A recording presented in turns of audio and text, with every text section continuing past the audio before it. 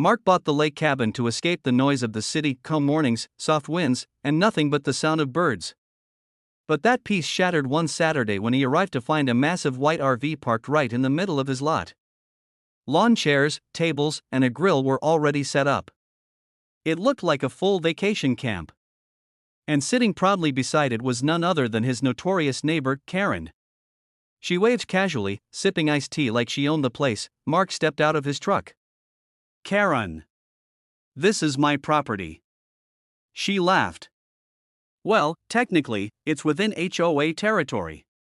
So, I can park here for a few days." The nerve of it stunned him. He pulled out his property map. "This lot isn't part of the HOA, Karen." "Never was." Her smirk didn't fade. "You'll need to check with the board about that."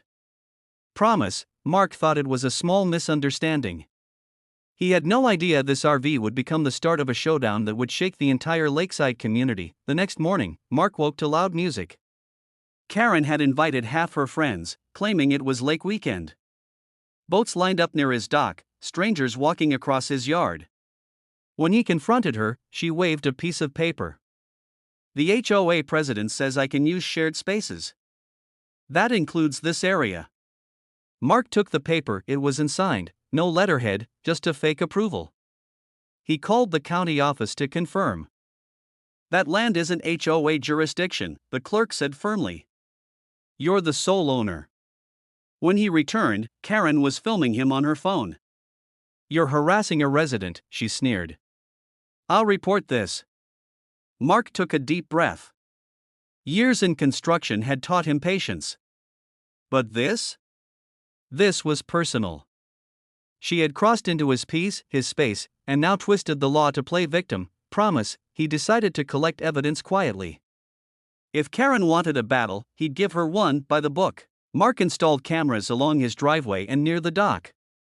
Within days, he had hours of footage: Karen's RV blocking access, her guests partying, even using his outdoor shower. He printed stills and filed a formal complaint with local authorities. When he handed her a copy of the report, she scoffed. "You really think the police care about parking?" He smiled calmly. "We'll see." That evening, a patrol officer visited. Karen came out all smiles, pretending innocence. "Oh, it's just temporary. We're neighbors." The officer warned her politely to move within 48 hours. As soon as he left, her tone changed. "Nice try, Mark. That RV isn't going anywhere." Mark looked at her quietly. "Then neither am I promise." He knew the law was on his side. But Karen's stubbornness would soon take things far beyond petty HOA rules and into real legal territory. 2 days later, the RV still sat there, now with garbage bags piled around it. Karen had installed a portable generator and even hung lights across trees. Mark finally called code enforcement. "It's unauthorized occupancy," the officer confirmed. That afternoon, officials arrived with a clipboard and measuring tape. Karen rushed out, waving her fake papers again. "You can't fine me. The HOA allows it." One officer replied, "Ma'am, this property isn't under HOA jurisdiction. You're trespassing." Her face drained of color. "Trespassing? No, that can't be." Mark stayed silent, arms crossed. For days, he'd been calm while she mocked him online and shouted HOA rules.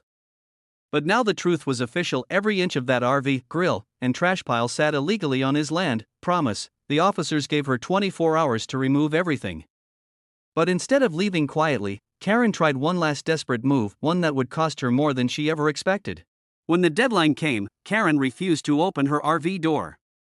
She locked herself inside and blasted the air conditioner. "You'll have to drag me out," she yelled. Code enforcement returned with a tow order. Mark stood by, quiet but firm. The tow truck arrived, its engine rumbling like justice itself. Karen burst out screaming, "This is harassment. The HOA will sue you."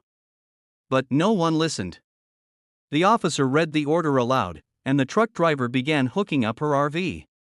She cried out as her outdoor lights snapped off and the wheels lifted from the ground. Mark didn't smile, he simply said, "Next time, respect property lines."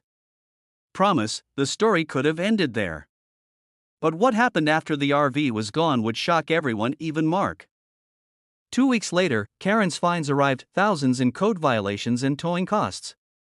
She tried to blame the HOA, but they denied involvement. Her own board turned against her, claiming she acted independently. Meanwhile, Mark quietly repaired the grass, restored his dock, and enjoyed his morning coffee in peace again. Then one day, a letter arrived from the HOA itself. It read, "We apologize for the actions of one of our members. We've reviewed jurisdictional boundaries and confirm your cabin lot remains outside HOA control. Thank you for your patience." Karen's RV was seen parked miles away, rusting behind a storage yard, promise. But Mark wasn't done yet. There was still one final act of poetic justice to deliver. Months later, the HOA held elections. Mark was nominated as an advisor for property boundaries, a small but satisfying role. Karen wasn't even invited. When he passed her at the grocery store, she looked away. "Still mad about the RV?" he asked gently. She muttered, "You didn't have to go that far." Mark smiled. "No, Karen. You did." Back at the lake, the sun dipped low over calm waters. The space where her RV once stood was now filled with flowers and a small wooden sign, "Private land.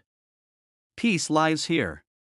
And that was the final twist in this unbelievable HOA story. If you love the drama, don't forget to like, subscribe, and drop a comment sharing your thoughts. It really helps this channel grow.